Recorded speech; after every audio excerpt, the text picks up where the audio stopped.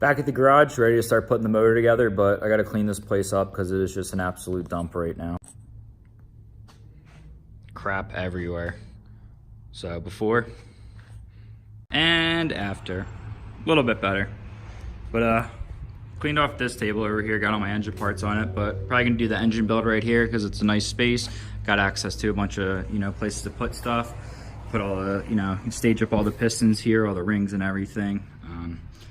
And I'm gonna get all this masking off and we'll see how the block looks with all that tape off and fully paint it. And probably gonna just take a look at one of the cylinders, ring end gaps, see what they are at and see how far I have to go because they are slightly, they're 84.25 millimeter rings, but my pistons are only 84 millimeter.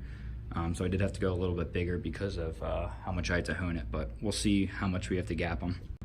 Oh yeah, these guys are gonna need a lot of filing. You can see there's no gap actually, and the ring won't even go in all the way because there's such not enough gap. So I gapped this first top compression ring, and I decided to go with 0.020 inches, and then I'm probably gonna go 0.022 in the bottom. So if we put that in there, you can see that fits in there perfectly without sliding out. And yep, flat against the cylinder wall. So I'm using this little Jags ring grinder, and I'll basically show next how I'm using this guy. Step one is to fit the ring into the cylinder. In this case, the ring gap is actually so small I can't even get the ring in.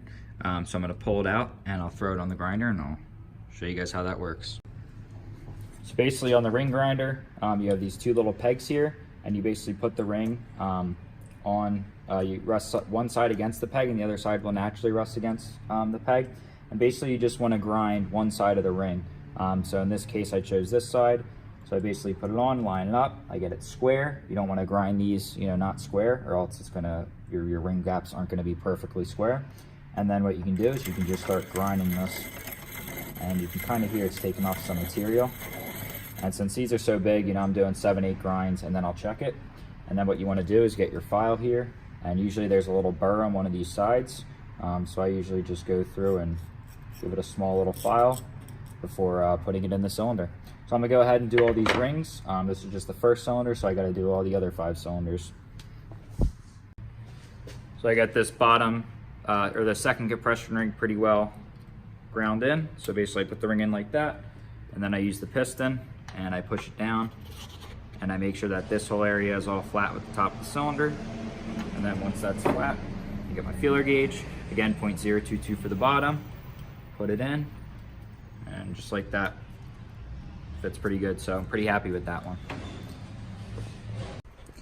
Ended up getting all the rings gapped for all 5 cylinders. I did 0.020 inches on the top, 0.022 inches on the second ring, and 0.024 inches on both the oil rings, the oil control rings. So got the girdle off. I'm probably going to tighten up these studs, make sure they're hand tight, and then I also took out the oil squirters, and then I'm just going to clean the crap out of the block and everything, clean the crap out of the girdle, clean up the crank and everything, and then I can probably toss her in. So looking forward to it. Basically spraying the motor down with brake clean. And I also have this tube cleaner that basically I'm running through all the oil channels and everything.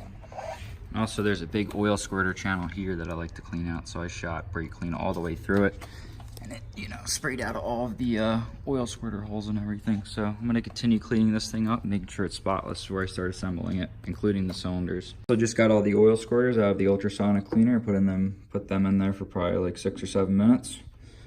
So they're very clean.